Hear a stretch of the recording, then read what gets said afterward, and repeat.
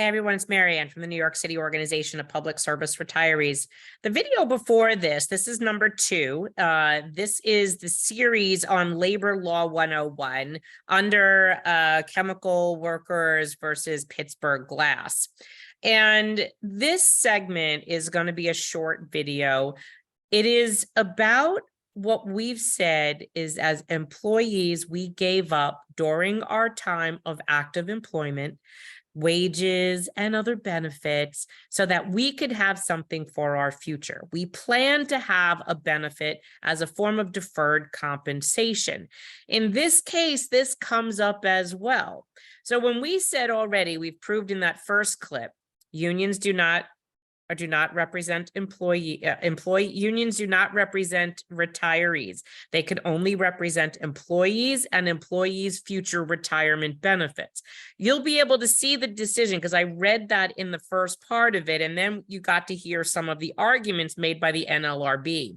Now I want you to hear the argument about a deferred compensation and benefits. And these are, again, little short ones. So let's go to the audio. The active employees had the right to look to the future for a program of benefits that would be rewarded and perhaps above the mere poverty level.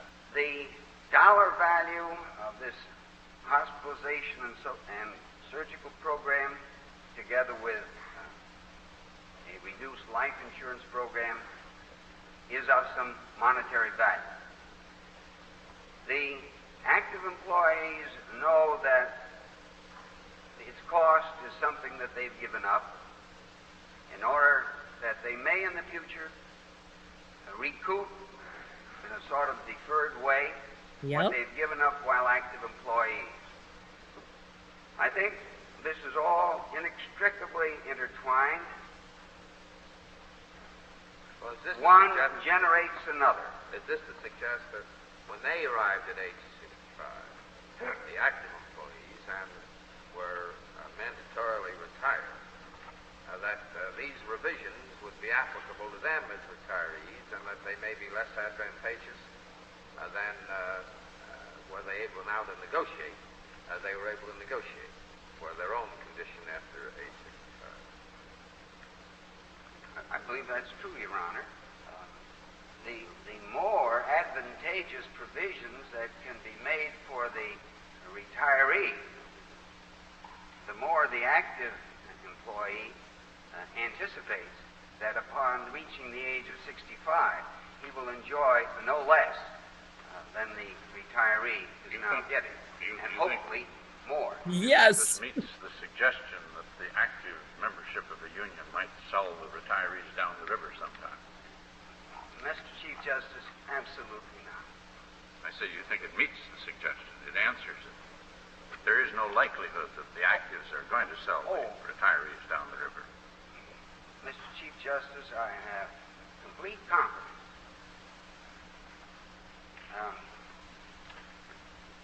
that the union would not permit active employees to sell retired employees down the river. And I don't think any union worth its salt would dare take that position. And if they did, and if they did, there'd be at least, if not a 301 action, there would be an accountability as a fiduciary, would there not? There would be an accountability legally and politically. Now, is that huge or what? Fast forward 50 years. And exactly what this union lawyer representing the union, this labor lawyer representing the union, Mr. Reamer, said would never happen, is happening. We have been telling active workers, they're coming after us. Next, they're coming after you. Why would they change? Why would something be different? And I was talking to a friend of mine, and we were trying to figure out an analogy in which to describe this to you. So let's say you have a cheating partner, right? The partner, you were dating someone that cheated on their partner with you. You were the mistress or Mr. What makes you think that person who's already committed that crime against someone else won't do that to you? In this situation, this union lawyer is saying, oh, no, Your Honor, unions would never sell out their retirees. Here we are in 2023. We've been arguing this for 2.5 years. The union leaderships of certain unions are insisting that they're not selling off retirees, which they are, that they're not diminishing a health benefit, which they are. We can prove that. It's been factual. We've won in court every single time on this. But what concerns us is you're not seeing this is your future. Right now, your unions are negotiating your future health plans. And we said to you last year when they rolled out this process last summer, they're coming after you. You let them come after us as retirees. They're now coming after you. We also told you last October when they were implementing additional copays, narrowed networks, narrowed network on radiology, narrowed network on urgent care centers. They eliminated one company as an urgent care. They eliminated Maimonides. That was negotiated by your unions. That wasn't something implemented by Emblem Health. The Municipal Labor Committee agreed to that as a motion put forth by Henry, Harry, and Michael. Henry Garrido, DC 37, Michael Mulgrew, UFT, and Harry Nispoli of sanitation workers and chair of MLC. That they and the steering committee of the MLC, and the steering committee is Harry Nispoli, Henry Garrido, Michael Mulgrew, Gregory Floyd, Local 237, Gloria Middleton, Local 1180. The chairpersons of the steering committee, and I can't tell you exactly how they voted because those steering committee meetings are confidential because they don't want you to know how they voted. But these are your union leaderships. You should ask them how they voted and why. Andy Ansbro from the Uniformed Firefighters Association, Benny Bascio from the Corrections Officers Benevolent Association, Joe Colangelo, SEIU Local 246, Robert Krogan, OSA Staff Analysts, Judith Kutchin, New York State Nurses, James Davis, PSC Staff Congress, Professional Staff Congress, CUNY, Paul DiGiacomo, Detectives Endowment Association, Martin Leiden, District Council of Carpenters, William Lynn, International Union of Operating Engineers, Local 30, Joe Mannion, Sanitation Officers Association, James McCarthy, Local 854, Uniform Fire Officers Association, Frank Procia, Doctors Council, Henry Rubio, Council of School Supervisors and Administrators, Peter Stein, Local 508, Lifeguards, Supervisors, Louis Turco, Lieutenant Benevolent Association, Maf Mishba Udin, Local 1407, New York City Accountants, Statisticians, and Actuaries, and Anthony Wells, Local 371, Social Service Employees. This is a committee, and I know some of these officers changed from these last few votes. So I know already, like Mark Canizaro used to be the CSEA person. Wasn't Henry. Gloria Middleton is new to that position, but she's been on the board.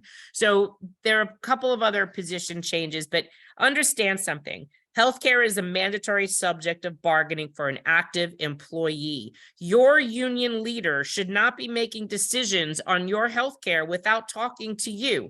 That is a subject of bargaining. Your voice is supposed to be heard in that process. And then, of course, we've been educating you as to this kind of corrupt sort of vote of 250 votes for every one vote for every 250 members in the union of the MLC, and that largely two unions can control the 2/3 vote to pass a motion, whereas that really should change at this point. The other thing we're eventually going to get into is the MLC is saying that they're collectively bargaining, but they don't have a bargaining certificate. That's a whole nother video series, and we're going to get into that next. But right now, we need you to understand they're coming after active worker healthcare plans. And we've been saying this now for a year, just over a year and a half. We've said to you since last July, they're coming after your plans. They did an RFI in July, and then they put out an RFP. And then, of course, eventually they're going to be looking potentially at putting premium on your plans because of what they did to retirees was illegal. They broke the law and they kept trying to go around the law and then blamed retirees for their illegal moves. We've been saying this to you time and time again. You need to listen. They're coming after your health care. You needed to prepare for your future. We prepared for ours. These labor leaders have lost their way. Let's get them on the right path. We can help them. We ran their unions after all. But this isn't the way to do it. You do not diminish healthcare. You do not put retirees into privatized Medicare. Medicare is a public health benefit. You do not privatize Medicare. You do not privatize public benefits. And then you do not put people into healthcare plans that you manage the construction and the cost basis on. Because then if the next union leader that comes in after Henry, Harry, and Michael needs to get more of a raise or pull out rate for wages, guess what's going to happen? You're going to pay more for healthcare. And you know how I know this? I did an interview the other day, and the person that I was being interviewed by happens to be an attorney for the transit workers union. And he said, didn't you know? The transit workers told them, they were told that the MTA told the transit workers, you push your retirees into Medicare Advantage and we'll give you a raise. What do you think that they told Henry, Harry, and Michael? You push your retirees into Medicare Advantage and we'll give you a raise. We already have Michael, Harry, and Henry on audio and video from various meetings over the last 2 years saying, you give us that 20% plan. That's that 20% plan that we have that pays for our Medicare. Remember, a Medicare retiree, the city only pays for 20% of their insurance. Unlike you, who pays for your full 100% if you're an active worker or under 65 retiree. You give us that 20% plan back, we'll give you that money we would have spent on them and put it in your welfare fund. Yesterday's labor leaders never would have done that. And unfortunately, because that deal was illegal, Harry, Henry, and Michael and Alan Klinger are blaming retirees for defending themselves on a benefit that we earned. And now it comes down to your healthcare plan. You have 11 choices of plans. What are they going to do? Are they going to narrow them? Are they going to force you into one plan? Are they going to increase your costs? We had 14 choices of plans. They stripped us down to one. You didn't say anything. We told you about it. We're telling you again. You have 11 choices of plans. How many will you have left? And what will that one look like if they force you into one when it's done? Have a good night. Stay tuned for the next video because there's plenty more to come.